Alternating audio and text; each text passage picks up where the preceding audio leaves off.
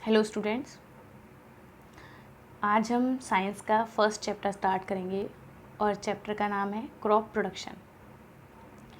Chapter को समझने के लिए सबसे पहले आप ये सोचिए कि आप अपने पूरे दिन में क्या क्या करते हैं। तो हम अपने पूरे दिन में क्या क्या करते हैं सोचिए।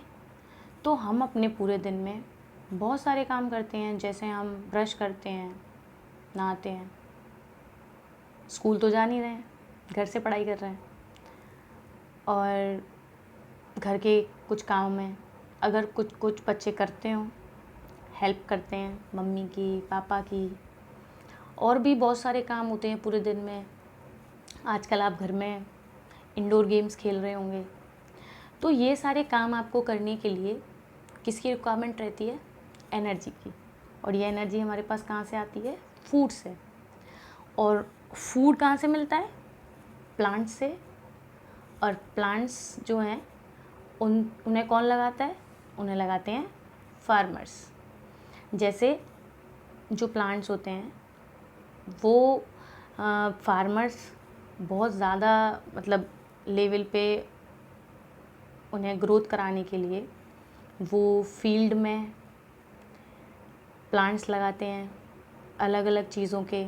जैसे कुछ गेहूं की खेती करते हैं, कुछ सरसों की खेती करते हैं, कुछ वेजिटेबल्स को लगाते हैं जिससे हमें वेजिटेबल्स मिलती हैं।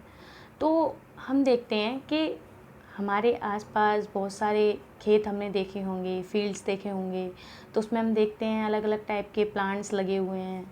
और जैसे हम काफ़ी नोटिस करते हैं फार्मर्स उसमें कितनी मेहनत करते हैं। तो हम इस चैप्टर में यही सारी चीज़ें डिस्कस करने वाले हैं कि जब वो क्रॉप वो फसल जो कि फार्मर्स लगाते हैं, किसके लिए लगाते हैं? हमारे लिए लगाते हैं। तो उन प्लांट्स को जब फार्मर्स लगाते हैं तो उन प्लांट्स को क्रॉप क्यों बोला जा रहा है? तो क्रॉप हम उन प्लांट्स को बोलते हैं जब एक बहुत बड़े एरिया में एक सेम टाइप की एक सेम टाइप के प्लांट को ही ग्रोथ करवाई जा रही है। तो उस प्लांट्स उन प्लांट्स को फिर हम क्या बोलते हैं? Crop plants. तो उन क्रॉप प्लांट्स को डेवलप करवाते हैं फार्मर्स। और फार्मर्स की इस पूरी जो भी वो मेहनत करते हैं उसके लिए, उनके इतने हार्ड वर्क को समझने के लिए आपको ये समझना पड़ेगा कि क्रॉप प्रोडक्शन कैसे किया जाता है, क्रॉप को किस तरह से प्रोड्यूस किया जाता है। तो हम इस चैप्टर में यही डिस्कस करेंगे कि क्रॉप प्रोडक्शन कैसे होता है। तो क्रॉप प्रोडक्शन जो है वो काफ़ी टाइम पहले स्टार्ट हो गया था। प्राइमेटिव टाइम में हम पढ़ेंगे, जैसे हमने पढ़ा होगा हिस्ट्री की बुक्स में, कि पहले जो इंसान था, जो ह्यूमन बींग्स थे, वो क्या करते थे? पहले तो वो चीज़ें इकट्ठी करके खाते थे। जैसे किसी ट्री से कुछ गिर गया तो उन्होंने वो खा लिया। तो उन्हें ये नहीं पता था कि जो सीड्स होते हैं उनका यूज़ करके हम ट्रीज़ या प्लांट्स को लगा सकते हैं। फिर धीरे धीरे करके उन्हें पता चला कि हम सीड्स से नए प्लांट्स बना सकते हैं। तो फिर उसके बाद उन्होंने सीड्स से प्लांट्स लगाना स्टार्ट किया। फिर उसके बाद उन्हें धीरे धीरे पता चला कि प्लांट्स की ग्रोथ के लिए सबसे ज़्यादा इम्पॉर्टेंट होता है वाटर। तो फिर उन्होंने वाटर वाले एरियाज़ के पास ही, वाटर बॉडीज़ के पास ही क्रॉपिंग करना स्टार्ट कर दिया। वो क्या करते थे? किसी लेक के पास, किसी रिवर के पास ही काफ़ी सारे जैसे प्लांट्स लगा देते थे। और उसमें से फिर वो जो भी अपनी ज़रूरत की, उन्हें जो भी चाहिए होते थे प्लांट्स, उनसे उन्हें वो लगाते थे और उससे उन्हें फ़ायदा होता था। तो इसी टाइप के जो प्लांट्स हैं उन्हें क्रॉप बोला जाता है। और क्रॉप प्लांट्स को कल्टीवेट कराना, एक जगह पे ग्रोथ कराना उनकी। तो उनकी ग्रोथ को करवाने के लिए जो भी साइंस होती है उसको हम बोलते हैं एग्रीकल्चर। एग्रीकल्चर में हम कई सारे मेथड पढ़ते हैं फार्मिंग के, जिनमें हम किस तरह से टेक्नोलॉजी का यूज़ करके मतलब अपनी जो ग्रोथ है प्लांट्स की, क्रॉप प्लांट्स की, उसे किस तरह से इंक्रीज़ कर सकते हैं, किस तरह से हम जो एग्रीकल्चर है उसके साथ ही, मतलब क्रॉप प्लांट्स के साथ ही किस तरह से हम एनिमल हस्बेंड्री भी कर सकते हैं, मतलब उसमें हम एनिमल्स को भी रियर कर सकते हैं। तो एग्रीकल्चर जो है वो एक ऐसी साइंस है जिसमें हम पढ़ते हैं फार्मिंग और कल्टीवेशन ऑफ क्रॉप प्लांट्स। अब इससे आगे हम समझेंगे किस तरह के जो प्लांट्स हैं वो किस तरह की क्रॉप्स हैं जो कि इंडिया में ज़्यादा लेवल पे लगाई जाती हैं। तो इंडिया में जो मेजर क्रॉप्स जो ग्रो की जाती हैं वो आपके सामने हैं। उनमें से सबसे पहले देखिए हम सीरियल्स के बारे में डिस्कस करते हैं। सीरियल्स होते हैं ऐसे प्लांट्स जिनसे ग्रेन्स निकलते हैं, तो उनको हम बोलते हैं सीरियल्स। और पल्सेस होती हैं जो कि कॉमनली जिन्हें हम बोलते हैं दाल। और रूट क्रॉप्स होती हैं जिनकी रूट खाई जाती है मेनली। ऑयल सीड्स होते हैं ऐसे प्लांट्स, ऐसे क्रॉप प्लांट्स जिनके सीड्स से ऑयल निकाला जाता है। एक फ्रूट्स वाले प्लांट भी इंडिया में लगाए जाते हैं, जैसे एप्पल और भी मैंगोज़ और बहुत सारे फ्रूट्स जो हैं उनको ग्रोथ करवाया जाता है इंडिया में। प्लांटेशन जो क्रॉप है उसमें आते हैं, इनमें आती हैं कोकोनट की जो क्रॉपिंग की जाती है, शुगर केन की जो क्रॉपिंग की जाती है वो प्लांटेशन क्रॉप में आती है। और ट्यूबर क्रॉप में आती है पोटैटो।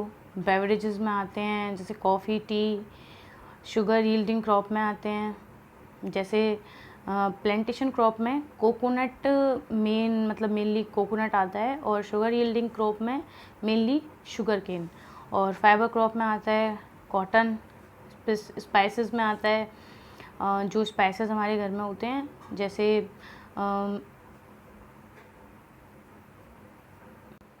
चिली, ये सब आते हैं इसमें। और भी तरह के जो मसाले घर में यूज़ होते हैं वो सब स्पाइसेस। और मेडिसिनल प्लांट्स में आती हैं जैसे तुलसी है, तो ये मेडिसिनल प्लांट है। तो इन सब का जो मतलब इंडिया में मेजर जो क्रॉप हैं वो ये हैं।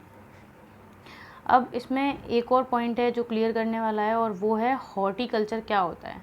एग्रीकल्चर में ही एक ऐसी ब्रांच होती है जिसमें ऑर्नामेंटल और डेकोरेशन के लिए जैसे यूज़ किए जाते हैं, जो पर्पज़ के लिए जो प्लांट्स यूज़ किए जाते हैं वो आते हैं हॉर्टिकल्चर में। अब हम आगे डिस्कस करेंगे एग्रीकल्चरल प्रैक्टिसेस के बारे में। तो एग्रीकल्चरल प्रैक्टिसेस हम उन टास्क्स को, मतलब उन कामों को बोलते हैं जो कि फार्मर्स यूज़ करते हैं क्रॉप को, एक अच्छी क्रॉप को, जैसे क्रॉप को किस तरह से डेवलप करवाना है और कैसे क्रॉप से अच्छी यील्ड, मतलब जो क्रॉप से जो भी चीज़ मिल रही है उसे कैसे अच्छे से अच्छा, ज़्यादा से ज़्यादा फार्मर्स जो हैं वो गेट कर सकते हैं। तो उसके लिए वो जितने भी टास्क करते हैं उसको एग्रीकल्चरल प्रैक्टिसेस बोलते हैं। और ये रिपीट हो रहा है कि क्रॉप प्लांट किसको बोलते हैं, ये मैं आपको पहले एक्सप्लेन कर चुकी हूँ। और for doing various activities in cultivation of plants a farmer needs different types of tools. जो फार्मर्स होते हैं वो जब अपने फील्ड्स में क्रॉप को ग्रोथ करवाते हैं तो वो उस कल्टीवेशन के लिए बहुत टाइप के टूल्स का यूज़ करते हैं, और उन टूल्स को फिर हम बोलते हैं एग्रीकल्चरल इम्प्लीमेंट्स, जिनके बारे में हम वन बाय वन डिस्कस करेंगे। जैसे सबसे पहले हम पढ़ेंगे प्रिपरेशन ऑफ सॉइल। सबसे पहले फील्ड में सॉइल को प्रिपेयर किया जाता है। तो सॉइल को प्रिपेयर करने के लिए जो मतलब सीड अगर हमें लगाने हैं फील्ड में तो हमें सॉइल को प्रिपेयर करना पड़ेगा। तो सॉइल को प्रिपेयर करने के लिए पहले फील्ड को लूज़ किया जाता है, मतलब उसकी जो सॉइल है उसे लूज़ करते हैं। और लूज़ इसलिए करते हैं बिकॉज़ जो सॉइल होती है उसमें एयर का भी होना बहुत ज़रूरी है। तो इसीलिए पहले फील्ड में जो प्रेजेंट सॉइल है उसको अच्छे से लूज़ किया जाता है, जिससे उसमें एयर जो है वो फिल हो जाए, और फिर उसके बाद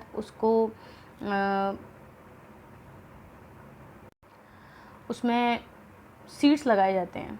तो ये जो प्रोसेस है जिसमें सॉइल को लूज़ किया जाता है तो उसे हम बोलते हैं प्लोइंग।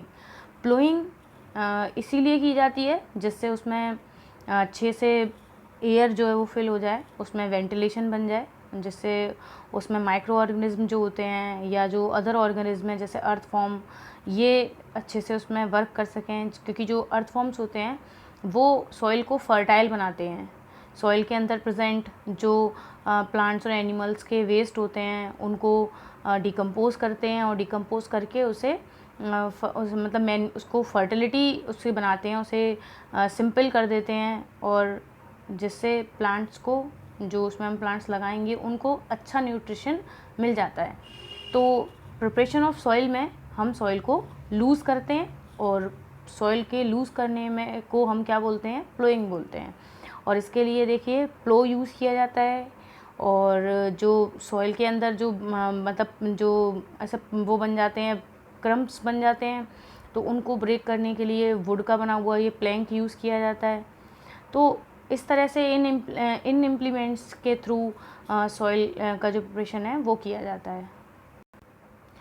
कुछ लोग इसके लिए पहले डोमेस्टिक एनिमल्स का यूज़ करते थे, मोस्टली ऑक्स, कैमल, इन सब का यूज़ करके वो प्लोइंग करते थे, और बड़े बड़े फार्म्स में ट्रैक्टर्स यूज़ किए जाते थे। और अब नॉर्मली भी लोगों के पास ट्रैक्टर अवेलेबल हैं, तो आजकल जो टेक्नोलॉजी इम्प्रूव होने की वजह से लोग मोस्टली यूज़ करते हैं ट्रैक्टर्स का। और प्लोइंग होने के बाद की जाती है लेवलिंग। लेवलिंग में जो फील्ड का सरफेस है, जो सॉइल का है फील्ड के अंदर, उसको इवन किया जाता है, जिससे जब इरिगेशन किया जाए, जब पानी लगाया जाता है खेतों में, तो कहीं पे खेत ऊंचा, कहीं से नीचा, इस तरह का ना हो जिससे पानी एक जगह पे ज़्यादा हो जाए, एक जगह पे कम रह जाए। तो उसको इवनली डिस्ट्रीब्यूट हर एक चीज़ होने के लिए उस फील्ड में सॉइल को इवन किया जाता है हर जगह से, जिसके लिए एक वुड के बने हुए लेवलर का यूज़ किया जाता है, जो कि शो हो रहा है, wood soil leveller use for levelling the soil लिखा हुआ है। इस तरह का लेवलर होता है जिसका यूज़ करके सॉइल की लेवलिंग की जाती है। सॉइल को स्मूथ, उसका सरफेस जो है उसको स्मूथ बनाया जाता है, जिससे उसमें जो भी चीज़ें हों, जो भी मिनरल्स हों, जो भी वाटर, जो भी चीज़ें हों, वो सब इवनली पूरे में फैल सकें। और इससे सॉइल इरोजन भी नहीं होता है, बिकॉज अगर हम सॉइल को सिर्फ लूज़ करके छोड़ देंगे तो जब हवा चलेगी तो बहुत जल्दी जो सॉइल है वो उड़ के एक जगह से दूसरी जगह चली जाएगी। तो लेवलिंग करने से सॉइल हल्की सी दब जाती है, जिससे वो जल्दी उड़ती नहीं है। हमारा जो नेक्स्ट टॉपिक है वो है सोइंग। जब हम मिट्टी को अच्छे से प्रिपेयर कर लेते हैं, जब सॉइल जो है फील्ड में उसकी प्लोइंग और लेवलिंग हो चुकी होती है, तो उसके बाद उसमें सीड्स को सो किया जाता है। सीड्स को सो करने के लिए आपको सबसे पहले तो अच्छी और हेल्थी सीड्स चाहिए, और इसका सिलेक्शन करने के लिए आप यूज़ कर सकते हैं वाटर का। आप सीड्स लीजिए, वाटर में डालिए, जो सीड्स फ्लोट कर रहे हैं वो बेकार हैं, अनहेल्थी हैं, उन्हें हटा दीजिए, रिजेक्ट कर दीजिए, और जो सीड्स अच्छे होंगे वो पानी में नीचे डूब जाएंगे। तो जो डूबे हुए सीड्स हैं उनका हम यूज़ करेंगे। तो फार्मर्स इस टेक्निक का यूज़ करके सीड्स जो हैं उनका पता लगाते हैं कि कौन से हेल्दी सीड्स हैं। फिर उन हेल्दी सीड्स को वो सॉइल में राइट डेप्थ पे सो करते हैं, और राइट डेप्थ पे सो करने के लिए वो मैनुअली भी ये काम कर सकते हैं, मतलब हाथों से भी नॉर्मली वो सीड्स को मिट्टी के अंदर डाल सकते हैं, या फिर सीड ड्रिल का भी यूज़ कर सकते हैं। जो सीड्स होते हैं उनका प्रॉपर डेप्थ पे भी सो होना इम्पॉर्टेंट होता है, बिकॉज़ अगर वो ज़्यादा डेप्थ पे रख दिए जाएंगे तो उनको ना तो सफिशिएंट मतलब एयर मिल पाएगी, और अगर एयर नहीं मिल पाएगी तो वो जर्मिनेट नहीं हो पाएंगे, मतलब उनमें से प्लांट्स नहीं बन पाएंगे नहीं।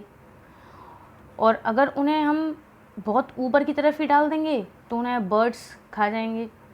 तो इसीलिए प्रॉपर जो मतलब डेप्थ रहती है सीड्स को सो करने की वो होनी चाहिए, और उनके बीच में प्रॉपर स्पेस होना चाहिए, जिससे जो प्लांट्स हैं, जो सीड्स से प्लांट्स बनेंगे, उनको प्रॉपर जगह मिले अपनी ग्रोथ के लिए। तो सीड को सो करने का जो मेथड है, जो हाथों का यूज़ करके किया जाता है मैनुअली, उसे ब्रॉडकास्टिंग मेथड बोलते हैं। और एक जो मेथड है वो होता है सीड ड्रिल का यूज़ करके, और सीड ड्रिल का यूज़ करके जो मेथड मतलब यूज़ किया जाता है सीड्स को शो करने का, वो ज़्यादा बेटर है, बिकॉज उससे प्रॉपर स्पेसिंग बन जाती है प्लांट्स के बीच में। एक मेथड ट्रांसप्लांटेशन भी होता है, जिसमें हम एक छोटे से प्लॉट के अंदर, एक छोटी सी जगह के अंदर पहले हम सीड्स लगा देते हैं, और उसके बाद जब उन सीड्स में से छोटे छोटे प्लांट्स डेवलप हो जाते हैं, तो उन प्लांट्स को हम एक मेन फील्ड जो हमारी होती है उसमें लगाते हैं। तो ये ट्रांसप्लांटेशन का जो मेथड है वो मेनली पैडी क्रॉप के कल्टीवेशन में यूज़ किया जाता है, धान की खेती के लिए, या कुछ वेजिटेबल्स की जो प्लांटिंग की जाती है इस तरह से। तो ट्रांसप्लांटेशन में जो डिस्टेंस रहती है प्लांट्स की, वो हम अपने अकॉर्डिंग बना सकते हैं, जिससे हर एक प्लांट को सफिशिएंट लाइट, वाटर और स्पेस मिले, उनमें आपस में कोई भी किसी भी तरीके का कंपटीशन ना हो। इसलिए हम ट्रांसप्लांटेशन मेथड का यूज़ करते हैं कुछ कुछ प्लांट्स और कुछ वेजिटेबल्स की ग्रोथ को करवाने के लिए। ये मैंने जहाँ तक चैप्टर डिस्कस किया है, आप इतना अच्छे से समझ लीजिए, और जिसके जो भी डाउट्स हैं वो मुझसे क्लियर कर लें। Thank you.